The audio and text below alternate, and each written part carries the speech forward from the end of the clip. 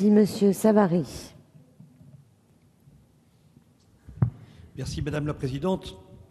Monsieur le Ministre, nous venons de vivre en Bretagne ces jours-ci des événements qui ont à voir avec le débat de ce soir d'une certaine façon, non pas simplement parce que l'écotaxe a été inspirée d'une directive dite Eurovignette, mais parce que quelque part elle est devenue le bouc émissaire d'un autre problème européen autrement plus sérieux pour les Bretons et pour notre industrie que l'écotaxe qui va ne représenter que quelque chose comme 0,3% sur les prix.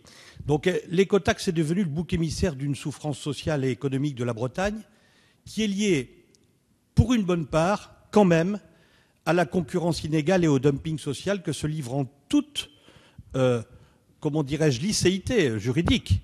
C'est parfaitement licite. Des pays qui sont des pays qui ne sont pas des pays avec des différentiels sociaux naturels. Je pense en particulier à l'emploi massif de main-d'œuvre low cost dans les abattoirs allemands, qui ont terriblement déstabilisé en quelques mois notre filière agroalimentaire bretonne. Vous parliez tout à l'heure de salaire minimum. Nous avons ici, à l'Assemblée nationale, proposé qu'il y ait un salaire minimum de référence en Europe, filière par filière, à défaut de pouvoir en avoir un pays par pays. Et qu'on aille assez vite sur ces sujets-là dès lors que l'on constate les faits.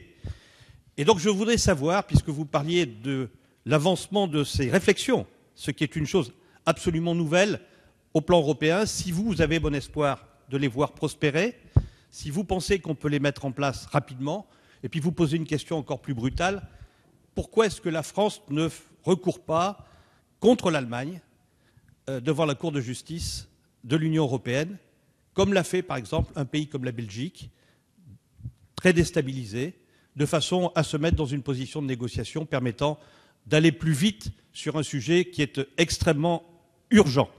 Voilà la question que je voulais vous poser. Je crois qu'il y a des moments où on ne peut pas, comment dirais-je, faire dans la naïveté ou même dans l'amitié franco-allemande aveugle, dès lors qu'elle sape un certain nombre de nos fondamentaux économiques. Je ne dirais pas pour autant que les problèmes bretons ne sont liés qu'à cette question, mais elle est terriblement délétère et en plus elle dresse les uns contre les autres les ouvriers de ces pays, ce qui ne correspond pas à mon idéal européen et à celui de mes engagements personnels.